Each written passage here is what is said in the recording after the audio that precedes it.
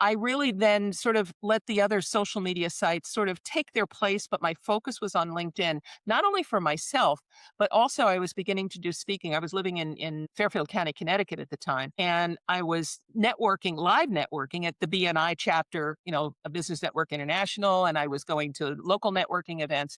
And what was happening was I was looking for business to consult in to help them I was focused on small and medium sized businesses. And people were saying, yeah, that's nice. I don't need you as a consultant. Teach me about this LinkedIn or teach me about this social media stuff. So I realized there was a whole new opportunity here. So I was invited to speak at a conference through another connection in California, no, sorry, in Las Vegas. And this is a funny story too about how brands can find you as opposed to you finding a brand. I had been on stage and I was talking about social media for business. This was a professional audience and gave some tips on what to do and how to basically network online if you're not at a BNI meeting or going to the local chamber meeting. And I was in the ladies' room afterwards washing my hand, and this woman turned to me. She couldn't remember my name to save my life, but she pointed to me and she says, "Oh, you're the LinkedIn lady." And it was like ding, ding, ding, ding, ding. So I ran to the phone. I picked up the phone and called my coach.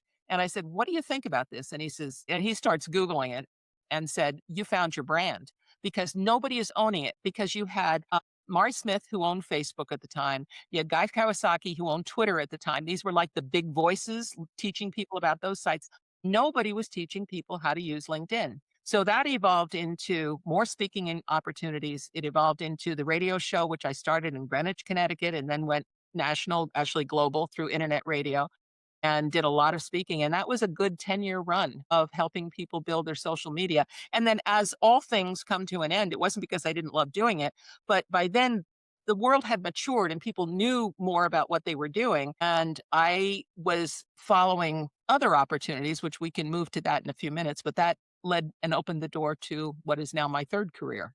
So that's the whole story about social media. But I thought the history lesson of what the world was like in 2008 would be amusing to people because we forget. And relationship capital. And relationship capital, which continues today to be probably, I think, my greatest asset because and anybody's asset, not mine.